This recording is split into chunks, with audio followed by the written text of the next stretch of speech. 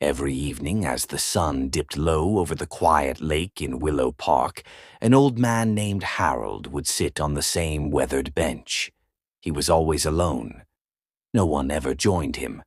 To the joggers who passed by, the dog walkers, the young couples holding hands, he was just part of the scenery, like the old willow tree that leaned over the water, or the ducks that glided silently across the surface. Harold was 78 years old. His hair was thin and white, his shoulders slightly hunched from years of carrying burdens no one else could see. He wore the same faded gray coat, even on warmer days, as if the chill he felt wasn't from the air but from somewhere deeper inside. He would sit there for hours, staring at the ripples in the lake, his hands folded in his lap, occasionally feeding crumbs to the birds that had learned to trust him. People in the town knew him vaguely as the old man by the lake. Some assumed he was waiting for someone who never came. Others thought he was just lonely. They weren't wrong, but they didn't know the half of it. Harold's life hadn't always been this quiet. 50 years ago, he was a different man. Young, ambitious, full of fire. He worked as a mechanic in the town's only garage, fixing cars with hands that were strong and sure. He had a wife, Eleanor, with laughter that could light up a room, and a son, Tommy, who followed him everywhere, begging to hand him tools and learn the trade. They dreamed big, the three of them. Harold promised Eleanor a house with a big porch overlooking the lake one day. He promised Tommy he'd teach him everything, that they'd open their own shop together. "We'll call it Harold and Son," he'd say, ruffling the boy's hair. Life felt full of promise back then, but promises are fragile things. It started with small arguments. Work was long, money was tight. Harold buried himself in the garage, coming home late, tired, short-tempered. Eleanor begged him to slow down, to spend more time with them. "We're here, Harold, right now." But he always said, "Just a little longer. Once I save enough." Then came the day that shattered everything. Tommy was 16, eager to prove himself. He wanted to help at the garage after school. Harold let him, proud, really. But that afternoon, a car lift malfunctioned. A simple mistake, a moment's distraction. Tommy was underneath when it gave way. Harold was the one who found him. The funeral was small. Eleanor couldn't look at him. "You were supposed to protect him," she whispered through tears. A year later, she left, packed her bags while Harold was at work, or what was left of it since he'd sold the garage, unable to step foot inside. She moved across the country to live with her sister. No goodbye note, just an empty closet and a silence that echoed louder than any scream. Harold never married again, never had another child. He took a quiet job at a factory on the edge of town, worked until retirement, and then nothing. The house felt too big, too empty. He sold it and moved into a small apartment near the park, and every evening he came to the bench by the lake, the one with the view he'd once promised Eleanor. He sat there regretting the hours he didn't spend, the words he didn't say, the dreams he chased instead of the ones right in front of him. "If only I'd listened," he'd whisper to the water. "If only I'd chosen them." Loneliness became his companion, not the kind that aches loudly, but the quiet kind that settles in your bones. He didn't reach out, didn't call old friends, didn't visit Eleanor's grave, though he knew where it was. Asking for help, sharing his pain, it felt like weakness, like admitting he'd failed completely. So he carried it alone, day after day, year after year. Strangers passed him by without a second glance, and Harold preferred it that way, or so he told himself. One crisp autumn evening, as the leaves turned gold and red, something changed. Harold was on his bench, as usual. The sun was setting, painting the lake in fiery colors. He had a small bag of breadcrumbs, tossing them absent-mindedly to the ducks. His mind was far away, lost in memories of Tommy's laugh, Eleanor's smile.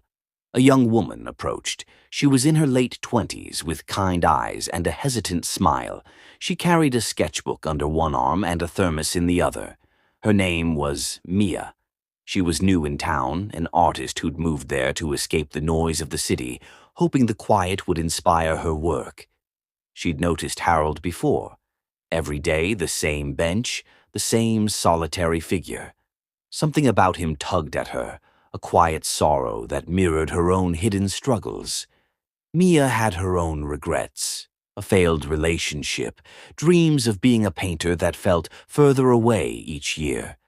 She felt invisible sometimes, like the world moved on without her. That evening, she decided to stop. "Excuse me," she said softly, not wanting to startle him. "Is this seat taken?" Harold looked up, surprised. No one had spoken to him here in years. No, it's not." Mia sat down, leaving a respectful distance. She opened her sketchbook and began drawing the lake, the colors of the sunset. For a while they sat in silence, comfortable somehow. Harold glanced at her drawing. It was beautiful, capturing the light just right. "You're good," he said quietly, his voice rusty from disuse. Mia smiled. "Thank you. This place, it's peaceful. Do you come here often?" "Every day," Harold replied. "For years." They talked a little, about the weather, the ducks, nothing deep. But it was something. The next evening Mia came back, and the next. She brought her sketchbook and sometimes coffee. Harold brought extra crumbs. Slowly, conversations grew. One day, Mia asked, "What do you think about when you sit here?" Harold hesitated. He hadn't spoken of it to anyone. But something in her eyes, gentle, non-judgmental, made him open up, bit by bit. He told her about Eleanor, about Tommy, about the promises he broke, the regrets that weighed him down like stones. "I was so focused on tomorrow," he said, voice cracking. "I forgot today. And now, today's all I have left." Mia listened without interrupting. When he finished, tears in his eyes, she didn't offer empty words. She just placed her hand on his arm. "I'm so sorry, Harold. That must be so heavy to carry alone." For the first time in decades, Harold cried. Not silently, but openly. And Mia sat with him, sharing the silence. In return, Mia shared her own hidden life. Her fears of never making it as an artist. The loneliness of starting over in a new town. "Sometimes I feel like I'm just fading," she admitted. Harold nodded. "We all have unseen lives, don't we? Struggles no one knows." As weeks turned to months, their evenings on the bench became a ritual. Mia's sketches improved, inspired by the stories Harold shared, memories of better days. Harold smiled more. He even laughed once, remembering Tommy's silly jokes. One winter day, snow falling softly, Mia brought something special, an envelope. "I entered some of my sketches in a local art show," she said excitedly, "and won a prize. This one." She showed him a beautiful drawing of the lake at sunset, with an old man on the bench, feeding ducks. In the corner, faint but there, a young woman sketching beside him. Harold stared, tears welling again. "That's us." "You gave me hope, Harold," Mia said. "Your stories reminded me that it's never too late to connect, to share, to live the days we have." Harold reached into his coat and pulled out an old photo, him, Eleanor, and young Tommy by the lake years ago. "I think it's time," he said. "Time to visit her. To say the things I never did." Mia drove him to the cemetery the next day. She waited in the car while he sat by Eleanor's grave, speaking words long overdue. Forgiveness, love, regret. When he returned, he looked lighter. "Thank you," he whispered. Years passed. Harold grew frailer, but the bench was never empty. Mia visited often, even after she became a successful artist. Her work shone in galleries far away. She brought visitors sometimes, friends who listened to Harold's stories, and strangers. They still passed by, but now some stopped, sat, listened, because Harold learned something on that bench.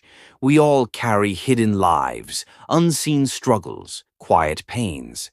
But sometimes all it takes is one person to sit beside you, to ask, to listen. And in that simple act of connection, loneliness begins to fade. Hope returns, not to erase the past, but to light the days ahead. You never know whose life you're touching, or who might touch yours, just by being there.